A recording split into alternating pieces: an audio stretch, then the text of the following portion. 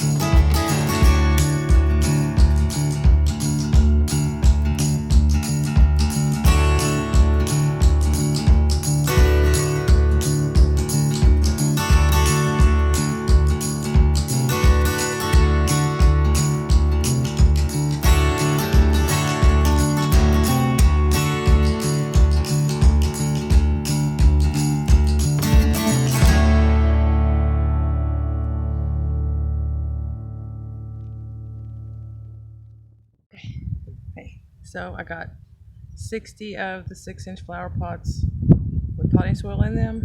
So I think I'm gonna do 10 pots per type of seed flower. So we'll see if that is enough. I'm a little nervous because I thought it was gonna be enough. I don't know if 60 is enough. We'll get on it though. Okay, so planted 60 pots of 20 of zinnia, 10 of petunia, 10 of bachelor button, 10 of alyssum, and 10 of autumn beauty sunflower. Of course, it's not cold today, but it is so windy. This is why we don't have a greenhouse where we live. We just can't. One time we did have a structure up, and a big wind, not a storm, just a windy day, and blew it over, smashed it to smithereens, tore all the fabric up completely. So it's not great living up at this high elevation. It has its perks, it has its downfalls. It never floods up here, drains well. Can't put anything above 3 feet off the ground or it's gonna blow away. My neighbor's going by. So okay, so here's what I think I'm gonna do. I've got a whole bunch of the smaller 3-inch pots like these.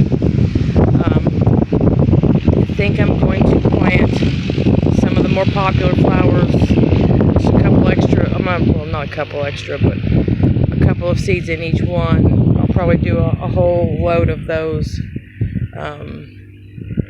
hopefully today or tomorrow. So the plan is to have plenty of flowers for the farmers market, and here at home we have all of our beehives. Bees love all of these flowers. So the sunflowers, the petunias, the bachelor buttons, the zinnias. I need to get some bee balm someday. I would love to do that. We're talking right now about how we're gonna improve the place. Maybe get some of those fabric growing bags, and there are some you can hang up on your fence, and we want to hang them on the fence literally right above where the beehives are on the back side, because the fence is keeping them safe. They love it. It keeps them protected from all this crazy wind. But you guys, thanks for coming along. I'll give you an update. Here, let me flip around and let you see the plants. I will. Oh, okay, I don't know what I'm doing.